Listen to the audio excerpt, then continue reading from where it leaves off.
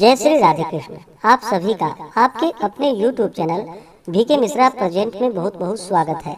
आइए आज आप सब सुनेंगे भाद्रपद मास कृष्ण पक्ष चौथ माता की कहानी। प्रत्येक माह के कृष्ण पक्ष और शुक्ल पक्ष की चतुर्थी तिथि के दिन गणेश चतुर्थी का व्रत धारण किया जाता है। कृष्ण पक्ष में पड़ने वाली चतुर्थी को संकष्टी चतुर्थी और शुक्ल पक्ष में पड़ने वाली चतुर्थी को विनायक चतुर्थी के नाम से जाना जाता है। भाद्रपद मास कृष्ण पक्ष में पड़ने वाली चतुर्थी को इसे हेरंब संकष्टी चतुर्थी के नाम से जाना जाता है और इस दिन भगवान गणेश जी के एक दंत गजानन स्वरूप की पूजा की जाती है। भाद्रपद मास कृष्ण पक्ष चतुर्थी को इसे भादुरी चौथ और बड़ी चौथ के नाम से भी जाना जाता है और इस दिन को बहुला चौथ के नाम से भी जाना जाता है, जिसमें कि भगवान श्री कृष्ण का और गौ माता का, गौ के बछड़े का पूजन किया जाता है।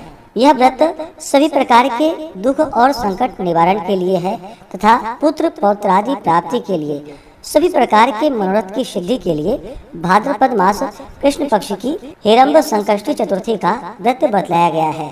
जो भी सच्ची श्रद्धा के साथ, नियम और निष्ठा के साथ इस व्रत को धारण करते हैं, इस दिन भगवान गणेश जी का पूजन करते हैं, साथ में चौथ माता का पूजन करते हैं और फिर शाम को चंद्रोदय होने पर चंद्र देवता को कच्चे दूध का, जल का अर्घ्य प्रदान करते हैं। इससे भगवान गणेश जी अपने भक्तों पर अति प्रसन्न होते हैं। चतुर्थी तिथि प्रारंभ समय जो कि 22 अगस्त 2024 दिन गुरुवार दोपहर 1:48 और चतुर्थी तिथि की जो समाप्ति है 23 अगस्त 2024 दिन शुक्रवार सुबह 10:40 पे चतुर्थी तिथि की समाप्ति है। इस व्रत को जो कि चंद्रोदय व्यापनी ली जाती है, तो चंद्रोदय व्यापनी के अनुसार सभी भक्तजन 22 अगस्त 2024 दिन गुरुवार को व्रत धारण करेंगे। 22 अगस्त को सूर्योदय का समय सुबह 5:34 और सूर्यास्त शाम 6:26 होगा।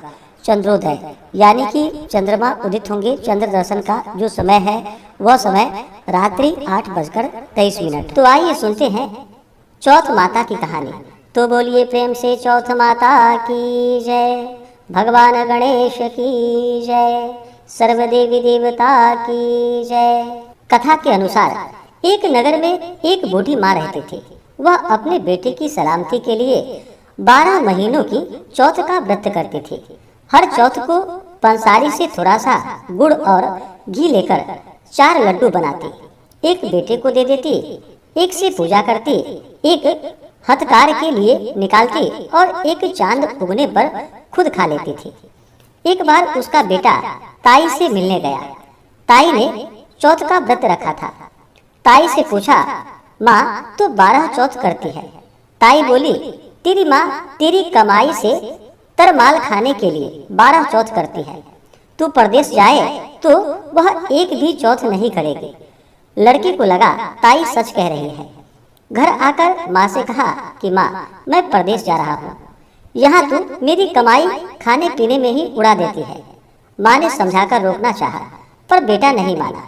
माँ ने उसे साथ ले जाने के लिए चौथ माता के आंखें दिए और कहा, मुसीबत में ये आंखें तेरी मदद करेंगे।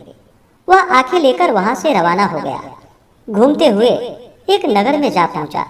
उसने देखा एक बूढ़ी माँ रोती जा रही थी और पुआ बनाते जा रही थी।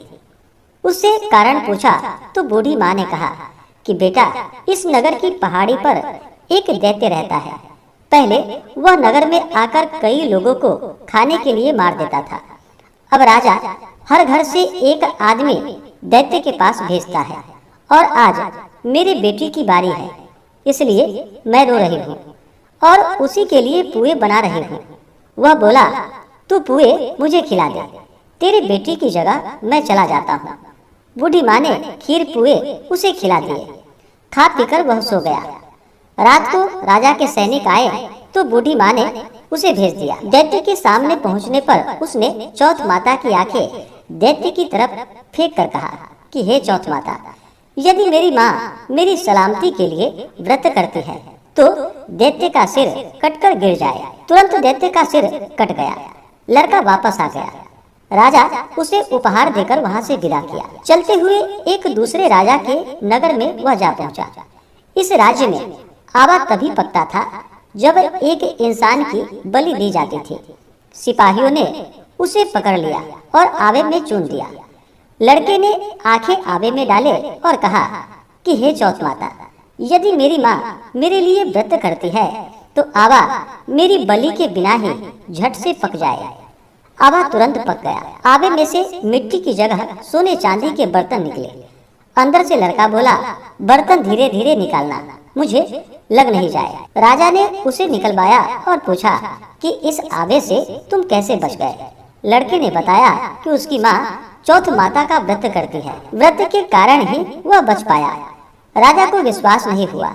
उसने एक चांदी की सुराही मंगवाई और कहा कि तू सुराही की नली से निकल कर दिखाओ, तभी मुझे विश्वास होगा। लड़के ने चौथ माता को याद करके आंखें सुराही में डाल दी और कहा कि मैं भंवरा बनूं, सुराही से निकलूं। लड़का भंवरा बनकर सुराही से निकल गया। राजा ने खुश होकर राजकुमारी की शादी उसके साथ करवाई और सभी लोग को चौथ माता का व्रत करने को कहा। उसे माँ की याद आई। उसने राजा के पास जाकर खुद के नगर जाने की इच्छा जाहिर की। राजा ने रथ, घोड़ा, हाथी और खूब सारा दान दहेज देकर उन्हें विदा कर दिया। चौथ के दिन अपने नगर पहुंचा। वह अकेला पंसारी के यहाँ माँ का इंतजार करने लगा। सोचा चौथ है तो माँ यहाँ जरूर आएगी। थोड़ी देर बाद लकड़ी टेकती हुई माँ आती दिखी। उसकी माँ की आंखों में जाले आने के कारण दिखना कम हो गया था। लड़के ने जानबूझकर अपना पैर लकड़ी में लगा दिया और कहने लगा कि बलरे पूत, काटी मेरे पेट के लगा दी। माँ ने उसे नहीं पहचाना और कहने लगी, भैया मुझे चाहे कितनी भी गाली दे दो, पर मेरे बेटे को कुछ मत कहना। बेटा माँ के चरणों में गिर पड़ा और कहा, माँ मैं तेरा ही बेटा हूँ, मुझे माफ कर दो। माँ ने उसे गले से लगा लिया। नगर के लोग ने विश्वास नहीं किया कि वह उसी का बेटा है। बूढ़ी माँ ने चौथ माता को याद करके कहा कि हे चौथ माता, यदि मैं अपने बेटे के लिए व्रत करती हूँ तो मेरे स्तन में दूध भर जाए और उसकी धार मेरे बेटे के मुंह में गिरे। माँ के स्तन से दूध की धार निकलकर बेटे के मुंह में गिरने लगी। लोग चौथ माता की जय जयकार करने लगे। उस नगर के सभी लोग चौथ माता का व्रत करने लगे। हे चौथ माता, जैसे बूढ़ी माँ और उसकी बेटी की सहायता की, वैसे हमारी भी करना। कहानी कहने, सुनने और हुंकारा भरने वाले पर अपनी कृपा बनाए रखना। तो बोलिए प्रेम से चौथ माता की जय, भगवान गणेश की जय, सर्वदेवी देवता की जय। इसी प्रकार से जो भी भक्त सच्ची श्रद्धा के साथ, नियम और निष्ठा के साथ प्रत्येक मास की चौथ का व्रत धारण करते हैं, इस दिन भगवान गणेश जी का पूजन करते हैं, चौथ माता का पूजन करते हैं और फिर चंद्र देवता को अर्घ्य प्रदान करते हैं। इससे भगवान गणेश और चौथ माता प्रसन्न हो करके अपने भक्तों के सभी प्रकार के दुख और कष्ट को दूर कर देती है तथा सुख और समृद्धि का आशीर्वाद प्राप्त होता है। तो आशा करता हूँ यह जानकारी आपको अच्छा लगा हो। ऐसे ही ज्ञानवर्धक जानकारियाँ प्राप्त करने के लिए हमारे इस चैनल पे अगर आप नए हैं तो चैनल को लाल बटन दबा करके सब्सक्राइब करें, साथ में बेल आइकन घंटी को दबाएं ताकि मेरे वीडियो का नोटिफिकेशन आपको समय से मिलता रहे। वीडियो को लाइक करें, शेयर करें। सुखी रहें और स्वस्थ रहें। जय श्री राधे कृष्ण। धन्यवाद।